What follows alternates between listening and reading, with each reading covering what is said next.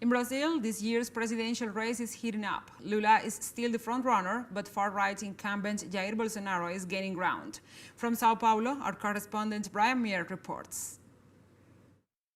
Brazil's presidential race is beginning to heat up as the last two electoral polls in a row show that far-right President Jair Bolsonaro is picking up some of his lost ground against the front-runner, former President Luiz Inácio Lula da Silva, who was deliberately politically imprisoned in 2018 to remove him from an election where he was polling higher than the total of all other candidates combined.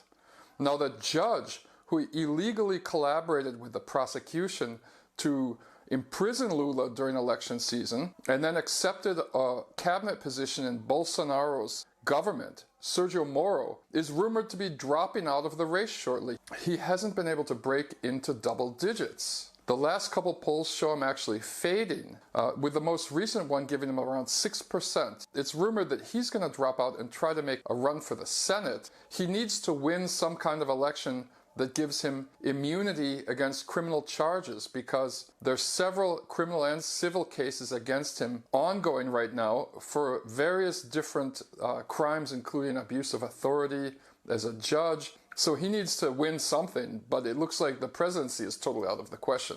São Paulo Governor João Doria is another candidate who is rumored to be dropping out of the race. For now, Luiz Inácio Lula da Silva is still holding on to a commanding lead, but it doesn't look like at this point, if the elections were held tomorrow, he would win in the first round, meaning that all the right-wing candidates would probably join with Bolsonaro for a very tight second-round election.